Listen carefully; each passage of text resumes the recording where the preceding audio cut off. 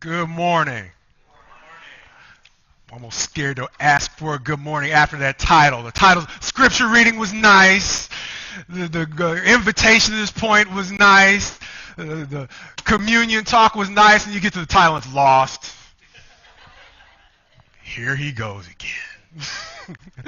Well, the reality is that scripture reading goes back to what we talked about last week. And in a book of the Bible, you can't really spin into all sunshine and rainbows. You have to sometimes look at the light at the end of the tunnel. And that's why I wanted to pick a scripture reading that does not come from where we are right now in chapters 1 through 16, to once again give us a light at the end of the tunnel. Because we said that by the time you get to chapter 2 of Isaiah, essentially this all takes place over the course of 2 days. But it's not 2 sequential days. It's 2 days. It's the one day that's like the day that we heard about in chapter 25, where it's a day of rejoicing, kind of like our brother sang about in the song. What a joy it will be. But that other day, the day that comes before, is the day of reality. And it's the day of helping us to realize that he is talking over and over again about a remnant, meaning the people who get to that other side. We've heard it over and over. The New Testament will talk about the narrow path, right? And the reality of the kinds of things that we'll see here in the book of Isaiah. That whole concept of remnant theology starts here before they even begin to mention it in those books that we're more familiar with in the New Testament.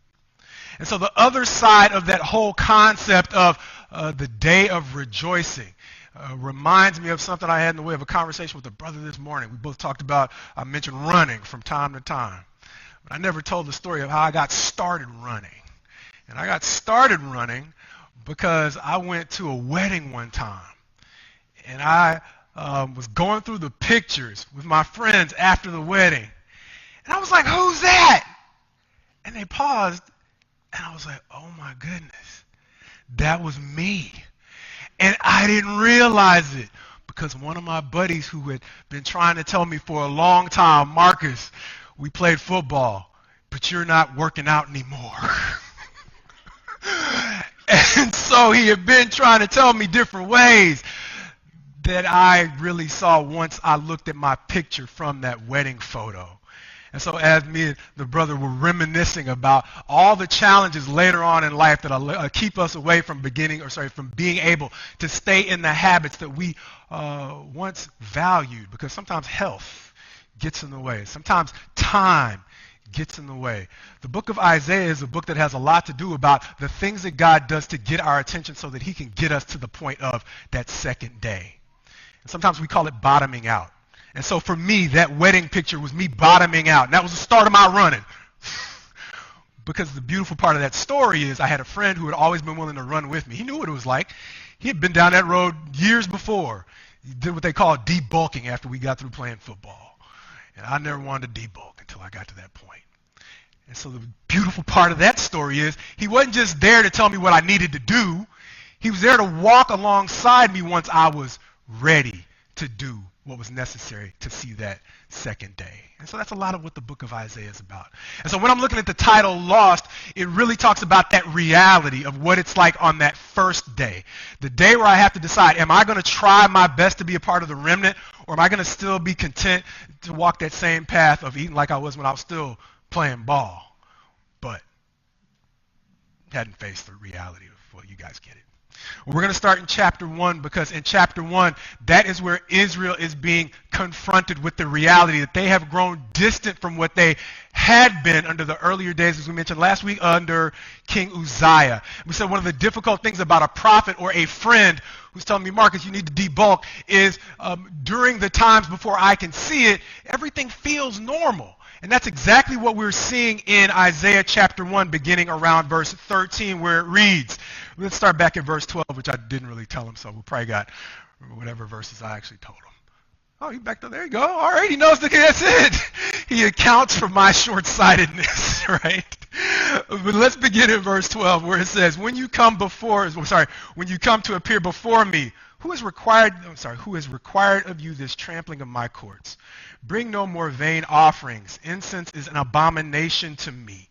New moon and Sabbath and the calling of convocations, in the calling of convocations, I cannot endure iniquity and solemn assembly. Your new moons and your appointed feasts my soul hates. They have become a burden to me. I am weary of bearing them. When you spread out your hands, I will hide my eyes from you, even though you make many prayers. I will not listen. Your hands are full of blood. And so that's a harsh passage that really goes back to some principles we had talked about. It took a while for me to get out of that belief that once I became overwhelmed with the sense of guilt that we can sometimes have. Of course, growing up in the churches of Christ, we are taught, take responsibility for the things that you've done wrong. But sometimes if we take too much responsibility for the wrongs, we rob ourselves of the joy that is in Christ. And so I went too far from that end where I was taking responsibility. Once I finally convinced myself I needed to take responsibility for the things I was doing wrong, it's taken so much responsibility that it was all drained of its joy, my walk with God. And so eventually I ran to, as I told you before, the comfort of saying, okay, now we're freed from the law, and I misinterpreted that to mean I'm freed from law. And so I went buck wild thinking I could be a Christian, do whatever it was I wanted to do. And ultimately that's what happened to the children of Israel as well. However, what ended up happening to them was there was a time when they were still, like me, when I was in those college years, I was still going to church, but I was not like our brother who was convincing people that they needed to be baptized. I was still showing up, but I was not internally who I needed to be. And so we talked about that before from the perspective of when the Bible lines up with the counseling books, it makes my job really easy. And so this is our second chance, at least our second chance, to look at that distinction between personality and character. And that's exactly what's going on with the children of Israel here. They're reminding me of those days when I was showing up with a personality that said Christian, but a character that was very different from what God was calling me to actually be. And so what God is doing here in these first couple of chapters is he is helping them to understand, just like I finally recognized when I saw that picture of myself, God sees who I am walking into the building beyond whatever I put on today, beyond the image or whatever the reputation is. And he sees how I actually come and I'm seated here as I am speaking to you. I say it all the time. I can say it when I'm up in front of you, but when I got to go do the living, that's when it gets tough. See, but God sees that right now. And so that is what he is trying to help us reconcile. Like that friend that ran alongside of me until I was ready to bottom out on my way, who was trying to help me reconcile what I still saw myself as opposed to what I actually look like in the pictures. That is what God is trying to do for us each and every time we assemble.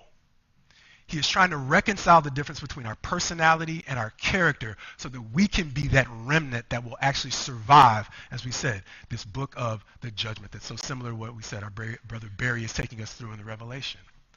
And so ultimately the question is, how do you get there? How do you get to a point where ultimately there is this huge distinction? Well, it's basically just normal life pressure. If you turn to chapter 5, chapter 5 is going to talk about the ways in which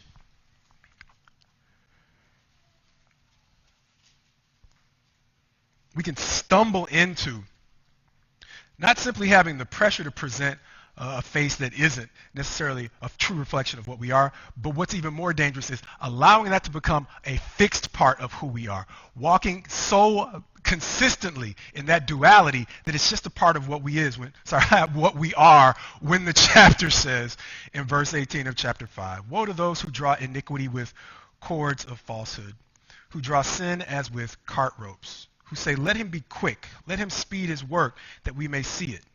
Let the counsel of the Holy One of Israel draw near, and let it come, that we may know it. Woe to those who call evil good and good evil, who put darkness for light and light for darkness, who put bitter for sweet and sweet for bitter. Woe to those who are wise in their own eyes and shrewd in their own sight. Woe to those who are heroes at drinking wine and valiant men in mixing strong drink, who acquit the guilty for a bribe and deprive the innocent of his right. What I realized over time is there are two ways in which that passage can become dangerous. See, it's not just the carting along, as we've talked about before, the iniquity with the cords of falsehood. It's allowing that to become a fixed part of the character, because what they're doing here is something that we call, just like I've mentioned it before, just like McDonald's franchise burgers. They're taking a small chain and they're making it a fixed part of reality. That's the part we talked about last week. But the question is, how do we get there? And ultimately, all I can do is talk most about my own challenges. And my challenge is allowing it not so much to be kind of what we mentioned before, the tool that you will find when you have to filter through all that you're hearing if you're looking for a new used car. We talked about the way in which for the salesman, the pitch can become a thrill. It's one thing to know that you're selling something that's maybe not quite what it needs to be. But we get into trouble when we begin to derive our joy from the sport of the spin. And the sport of the spin is one thing, but the thing that used to trouble me more than the sport of actually selling a story, which is one of the things that we used to have to deal with. When people would talk about the days in the practice, they would always talk about how can you reconcile what you do back in the days when I used to work in the courtroom with being a Christian? How can you reconcile defending people that you quote unquote know are guilty with what you're called to be as a truth teller when you're working with our kids in these classrooms, when you are taking your time to do your communion talk? How do you reconcile those two parts of your character? And the one thing I used to have to tell people is you don't have to be two people. See, we've talked about it before. In a situation where that is the standard, sometimes people are looking for those in those industries, in your industry, that they can trust in a situation where they're expecting duality. There are times we mentioned before where they are looking for someone who they can actually trust. I'll tell you, I always struggle with what stories I should tell and which ones I should leave out. But there was a time when I had to make a very difficult decision about who to leave on a jury. And I had a client who was charged with something super offensive, we'll call it. And ultimately, I told him, if you are really about what you're telling me, then you're not going to be afraid to take that stand. And beyond that, when you take that stand, that jury is going to be able to see a whole lot about you. They're going to see whether or not I've prepped you.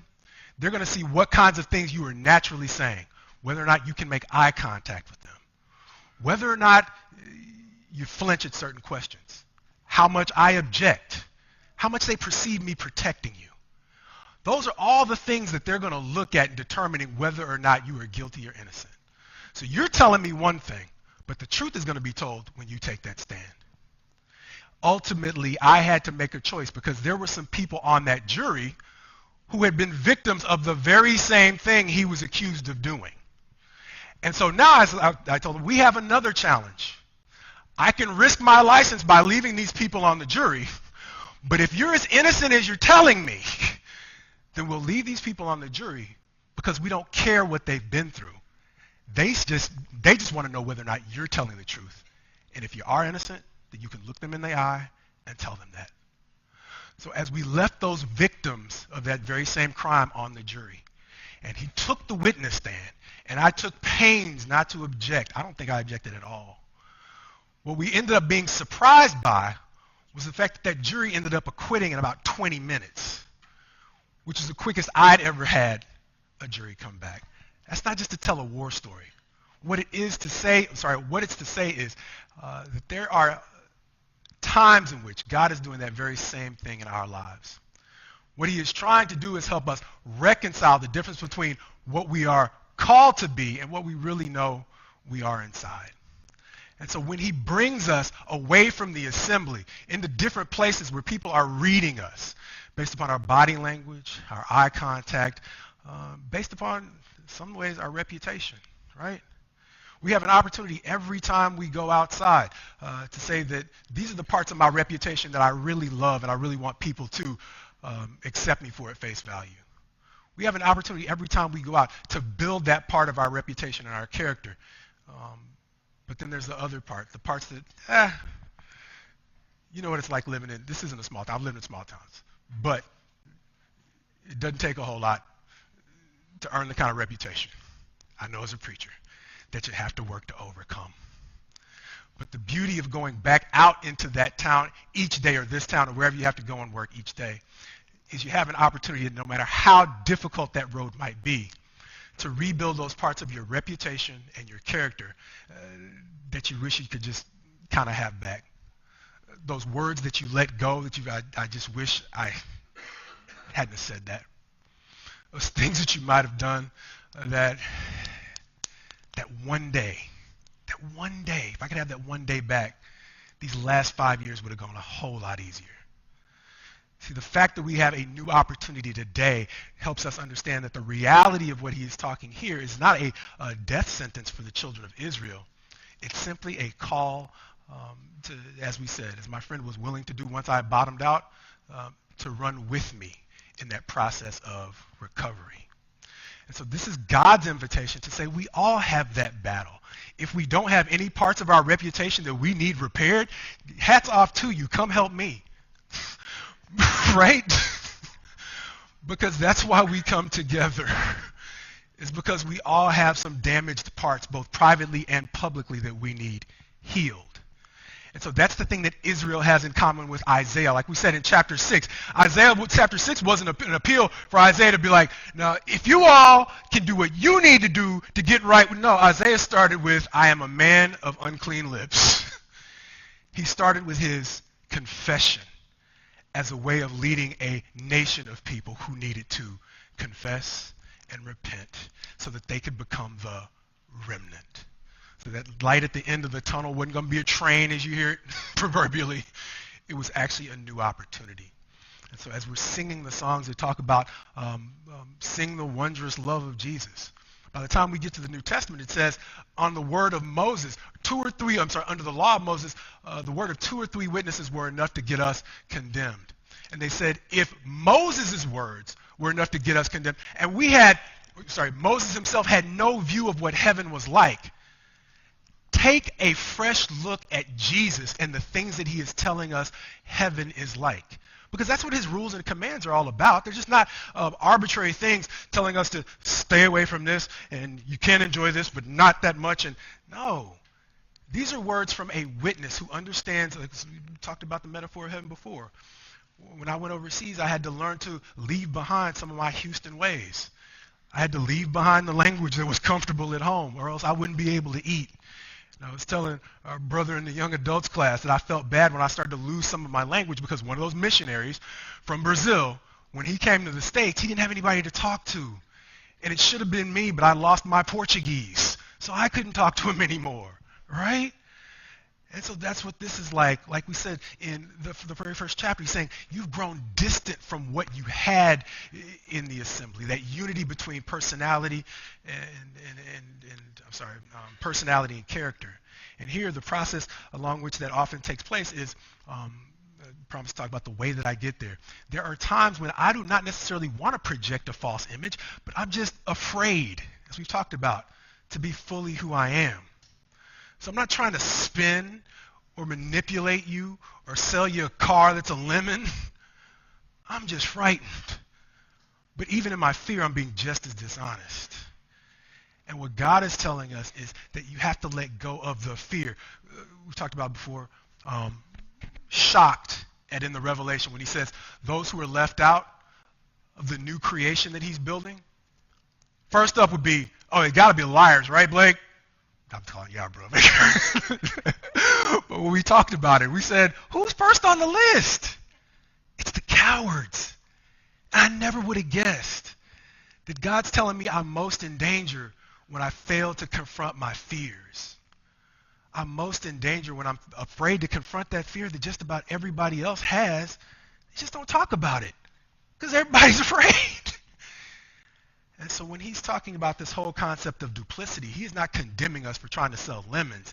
He's saying that's one way you can slip into having a difference, an unhealthy distance between your character and your personality. He's saying sometimes it's just being afraid to open up in candor. And that's why sometimes we hate that whole concept of confession. But confession it's a potentially embarrassing thing that opens us up, as we've said before, to healing. And so one of those things where sometimes we talk about traditions. Traditions can be unhealthy, but they can be healthy. And the tradition that I'm going to challenge each and every one of us to pick up is if we don't start confessing publicly to one another, find someone you trust who has permission to tell you the truth. You see, like we say, sometimes the journey just starts with a single step, and it doesn't have to be a single step to the front of the congregation. Just find somebody you're willing to risk that with. And I wish I could tell you, just to tell the folks at Pullman this all the time, I wish I could tell you that was pain-free. The first person you trust is going to be the best person to trust. But sometimes finding that person to trust takes time. It's a process.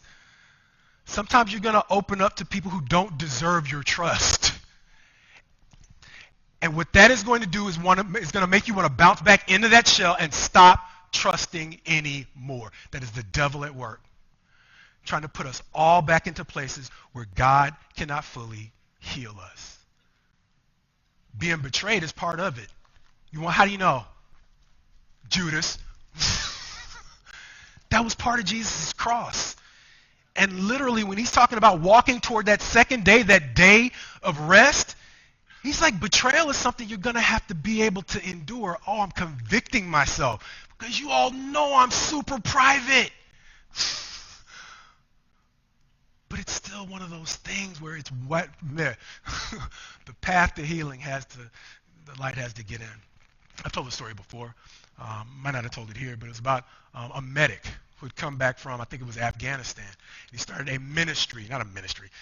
He started an effort for veterans where they could take some of their trauma, the things that they weren't comfortable talking about, come around other veterans in an environment where over time, God willing, they were ready to open up. And one of the metaphors he used was from his time as a medic.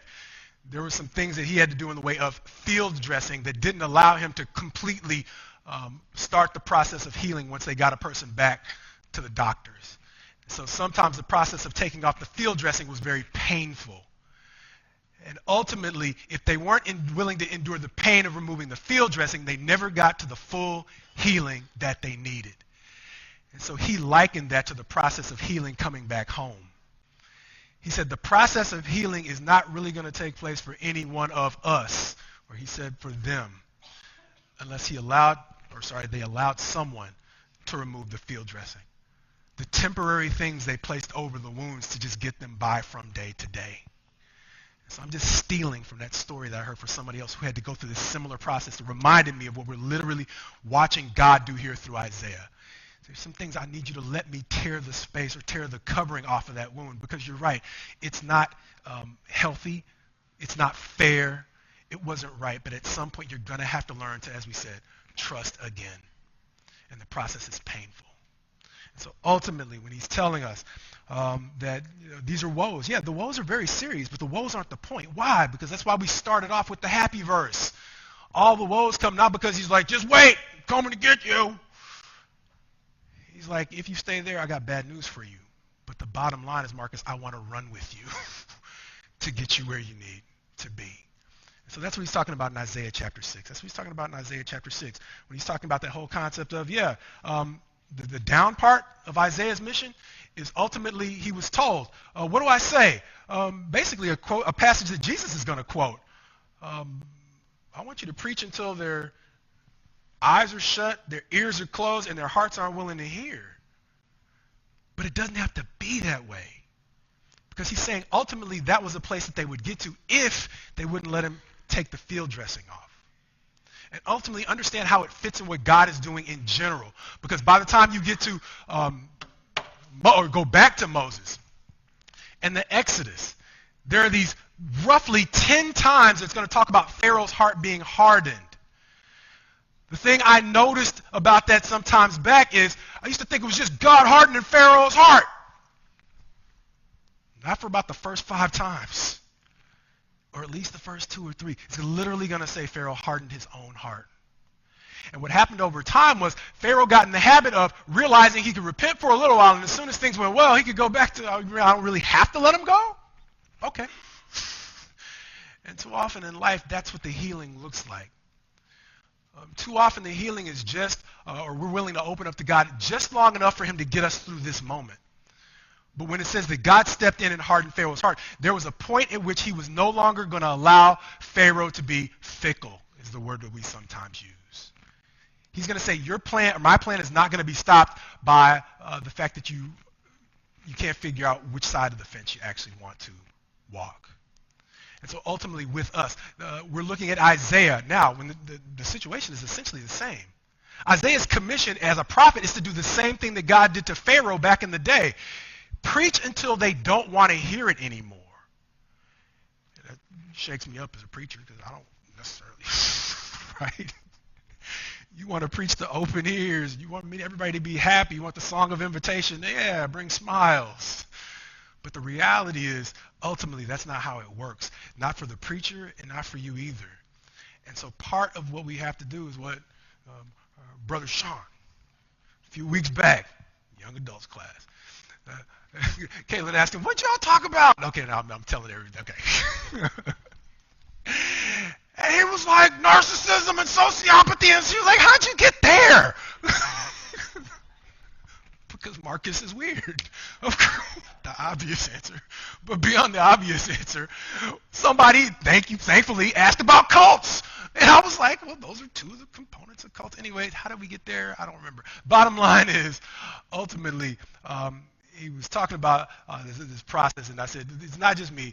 There are people who I'm always talking about the union between the sciences and the Bible. There's somebody who actually took the time to bridge that gap in a book that's called The Wizard of Oz and Other Narcissists. And one of the reasons why I loved that book is because of the fact that they talked about old people and memory loss. I can't even lie. I literally forgot why I brought that up. Help me out. What I mentioned before, The Wizard of Oz and the Narcissist story. Nobody remembers. What's that? Cults. What did I mention before cults? Courage of the Lion. Courage of the Lion. What was it? The Courage? That was way back. That was too far back. What was it again? What was it? Courage. I did mention Courage. That's too far back. Between Courage and the Wizard of Oz, what? We'll keep it moving. Bottom line is, so that these things don't become fixed in our character. I do remember talking about allowing God. Oh yeah, Isaiah. That's it. Isaiah is doing essentially the very same thing that God did himself, except he's doing it through a servant. He has gotten to the point where he is basically sealing the fate. That's right, he said, but it doesn't have to be that way. We'll tie it up in another sermon, God willing. Okay, thank you. For now, we'll move on with the outline, which is where I should have stayed in the first place. Bottom line is, Isaiah was commissioned to do the exact same thing God did himself miraculously, which helps us to understand that there are not always going to be miraculous signs in our life. There are times when I want God, I'll pray for a sign like Gideon. God, do something strange for me so you can overcome my doubt. It's not always going to be that way. And sometimes there are going to be times in your life where you are going to be the person who is called to deal with the difficulty of what it's like to face the rejection. Just like Jesus and Isaiah. They were preaching in times where it was very difficult. You think Jesus didn't like being loved? I mean, he probably knew, like we said, he was a witness from heaven. He had rank in heaven. God, if he didn't have anything else, he had the fear of the people around him. How do you know? Why? Because when Jesus confronted the demons here on earth, even when we couldn't see who he was, they could. And so he had fear there, and he comes to us, to people who don't recognize who he is, his clout, and his status, and he faces rejection. And so likewise, there is a part of our ministry where it's great when we can be always encouraging, but one of the other fears that we have to overcome is the fear of always trying to keep that drug, that encouragement drug, which is one of the things I was encouraged with this week when I heard another preacher. It seemed like he was talking to me just as I was driving in my car. He was like, one of the challenges we face as preachers, I've talked about it before, is to water the message down. I use this example. Lop off some corners so you can keep the faces smiling. You make sure everybody has a good dinner after Sunday service, right? That's a temptation. But ultimately, it's not a temptation that I share alone because you all have your own lanes as well. And ultimately, the temptation you're going to have is to simply fit in situations where, like my buddy did, sometimes you need to make the direct statement. And there were times in our friendship where he would say something direct, and I'd just get a little bit angry. I'd go off, and then God willing, you have to understand, hopefully, how to be the kind of friend who can still be there for a friend that's upset with you because you said the right thing. And sometimes you have to go back to the drawing board. Maybe could I have said that a little bit differently? And then over time, God willing, as Brother Tom said, none of us has lived a life where we don't need forgiveness for anything. One of the reasons why forgiveness is so important is because there are some friends who really care for us beyond the momentary rub that we have in the relationship. And like we said, God willing, when we go back to that friend, they're ready to run alongside us. But we don't get there if we are forever in our feelings about something that might have been true that we just didn't want to hear. And that's the process through which here um, what is become a character defect has grown into a more rigid problem of their identity. And there's a problem. There's a singer by the name of Gavin DeGraw who had a really popular song way back in the day called I Don't Want to Be. And he was talking about his own struggle with identity, talking about I don't have to be anything other than me.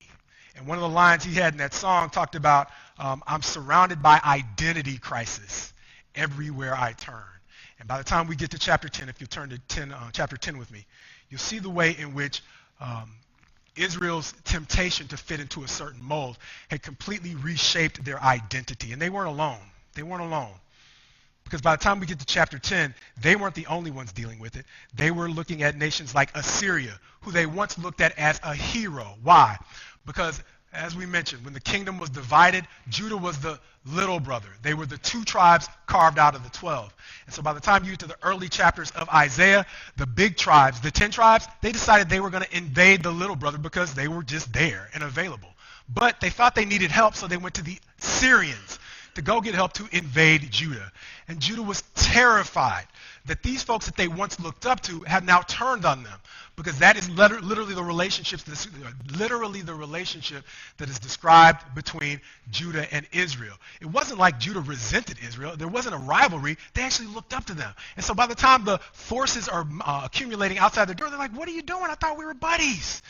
But they're like, yeah, you got nice stuff. And so ultimately, God brings the Assyrians in to help deliver Judah from the friends that weren't friends, frenemies, right?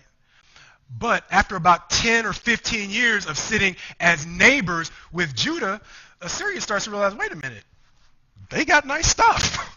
And so why are we just sitting here while they're just kind of there and they're small and relatively defenseless? So Assyria gets the idea that, well, since we were capable of taking the 10 tribes and Syria, the real power at that time, I just don't understand why we still have. And so that is when God steps in here to remind Assyria of what their role was in chapter 10, verse 12. When the Lord has finished all his work on Mount Zion and on Jerusalem, he will punish the speech of the arrogant heart of the king of Assyria and the boastful look in his eyes. For he says, by the strength of my hand I have done it, and by my wisdom, for I have understanding. I remove the boundaries of peoples and plunder their treasures. Like a bull, I bring down those who sit on thrones. My hand has found like a nest the wealth of the peoples. And as one gathers eggs that have been forsaken, I have gathered all the earth, and there was none that moved a wing or opened the mouth or chirped. Verse 15 is where God gives them the reality check. Shall the axe boast over him who hews it? Shall the axe boast over him who hews with it, or the saw magnify itself against him who wields it? As if a rod should wield him who lifts it, or as if a staff should lift him who is not wood. Therefore the Lord of hosts will send wasting sickness amongst his stout warriors, and under his glory a burning will be kindled, like the burning of fire. Israel wasn't alone. God sent Assyria against Israel eventually to help them understand that what they thought they had become was a little bit different. See, now we talk about the whole concept of delusions. If you have a person who thinks they're a toaster oven, that's not healthy. But what God is doing is he's flipping the script. And he's saying, you think that you are a conqueror of nations when you're really just an axe handle. And in order to understand what you really are, you need to flip the script on what is conventionally considered sane, because you've grown so intoxicated by your own might that you've lost track of who you are. Once again, the difference between character and personality. It's, as we said last week, one of the, and I think the brother mind me talking about it, one of the cool things about getting to visit Darren right now is his perspective on his situation. Darren is in a situation where he says, this was an opportunity for me. Forgive me, Darren, if I'm sharing too much. An opportunity for me to break with things that were too tough for me. And when I heard Darren say that, while I was visiting with him, it helped me to realize if I can get to that point in my own life, that I would finally be at a point where God could actually work with me. So sometimes we look at a situation where a person is in a situation where it comes along with a little bit of shame and a little bit of, if I can only have that moment back. But sometimes that person is a little bit further ahead or further along the road than we actually are, or at least I'll speak for myself, further along the road than I am. And so you hear it all the time. There are times when you go to try to help someone else out, and what they do is they actually help you shift the perspective on where you actually are in your life. And so when I got a chance to visit with Darren, just a few words with Darren helped me to shift the perspective of where I was or where I am in my own walk. And to realize once again, when God is calling us to confession and repentance, it is not something that is a call to simply shame us as people, but it's the same level of shame that we would all go through if we all got really honest about who we were all at the same time. Don't do that. Don't do that. One of my favorite older and wiser TV preachers said, I think I've used it before, if instead of the verse or whatever illustration that we have being posted on the screen, if all that stuff we didn't want anybody to know was posted up on that screen, we'd all do like they do in the Baptist church. They raise their finger as they're walking out the door, and they just keep going. And so as we've mentioned before, that's the advantage we have. The fact that God still allows us to keep a little bit of our dignity, but God willing, not so much of our dignity that we do not allow him to reach in and provide us healing. Why? Because as we mentioned, the alternative is over time becoming hardened. And that's what happened to Pharaoh. That was the ugly side of what Isaiah was called to do as a prophet. And in these last days, God has promised that he is going to do it again, more along the style of the miraculous style of hardening that he did back in the days of Pharaoh. It was one of the verses that we left out of the original slides. It goes back to a famous passage that he talks about when I think it's Paul is writing about the end times, as Jesus famously wrote about the end times. And in the Revelation famously told John about the end times. Paul has his own perspective on it when he talks about the prevalence of lawlessness. And he talks about the strong delusion that is going to be one of God's tools to basically sort out those who have allowed him in to help them heal the difference between character and personality. And so one of the reasons why wish I would have done a better job of remembering that illustration. Wish I would have done a better job of sticking to the outline. But God willing, as we go through Isaiah, what we'll get to see is a better look at the way that God is trying to call this nation to let him in before the days of hardening set in. And when I get to points like this, I often like to be super honest about what concerns me. So I just end up with what concerns me. When Mark mentioned in his communion talk, not his communion talk, his invitation a few weeks ago, how he was, I mentioned already, wanting to talk about the four soils. But then he said something moved him to talk about the parable of the weeds, right? And he challenged us to all look in the mirror. Don't look around. Look in the mirror and ask, am I potentially the weed? That's a huge moment, because ultimately what that's doing is that's calling us to reflect on something else I heard that very same preacher talk about. See, sometimes we're waiting for those messengers or those angels that he promised to send out at the end of the age to bundle the weeds together, to be some miraculous thing like we see it in the Revelation. But he said, just consider for a minute whether or not that passage really fits with what you see in Second Thessalonians, when he's talking about the end times and the strong delusion. What if the way he's going about bundling the weeds is simply starting us off like he does here in the book of Isaiah, allowing us to believe one thing? Because I think by the time we get to 2 Timothy, we hear this famous passage about in the last days they will not endure sound teaching, but they will heap up for themselves teachers to scratch their itching ears. What if the way that he's bundling the weeds is simply giving us whatever we want to hear and allowing us to accumulate in bunches around things that are simply not God? Because he's not taking anyone by force. It's always an open invitation. And one of the problems I always have with my friends who preach that you can't lose your salvation is when they preach that passage about nobody can snatch you out of his hand, is they preach it like it's a hostage situation. He's not holding you hostage. You're still free to walk wherever you want to go. And so in these days when we have so many mouthpieces drawing us in different directions, the one place God is trying to get us to stay is in his hand. And the tragedy that we see going all the way back to Isaiah is that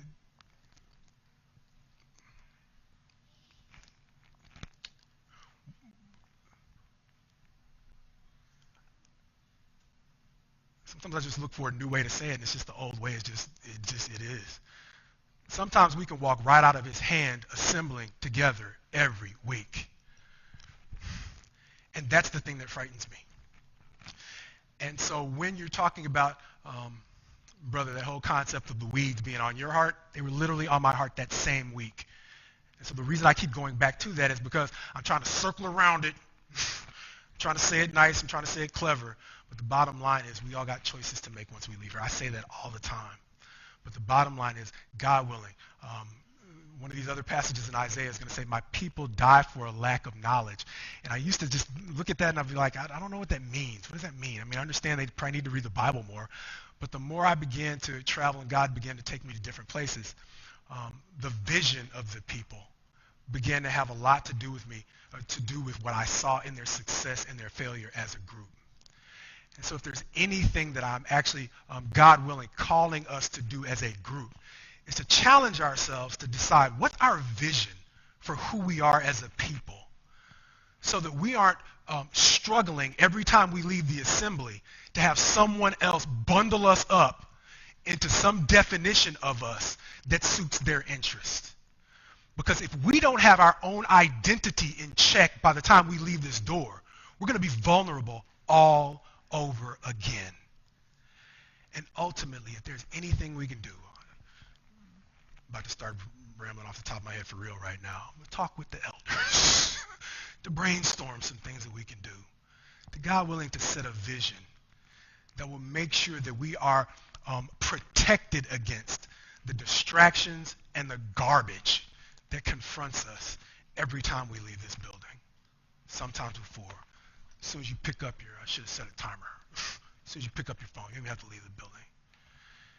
So I say that because I see more and more preachers saying the same thing that I don't have the courage to say on Sunday mornings or in class or anything. You know, a lot of times I just sit quiet and shut up. But I'm hearing more and more preachers struggle with that. And so as a people, God willing, if we can't do anything else, hopefully we can come together and decide what it is we want to be as a people, so that the noise outside just becomes that noise. It's less appealing. Doesn't sound like something that makes sense. And more importantly, just like we see our brother having the kind of influence over his friend in a very unexpected place, God willing, we each individually, can you imagine what would happen if we each individually just had two people in our sphere of influence see something in us that said, I want to go this direction as opposed to the direction of what's on my phone? The growth would be amazing. And so that's one of the reasons why, God willing, we can set a vision for ourselves. That if not everybody can bring two in, we can be on a team that brings one or two or something. But I don't think that's going to happen without a vision. And so with that, God willing, maybe we can set a vision for what it is we need to be that's different than the noise around us as we together stand and sing. It's a great day coming, a great day.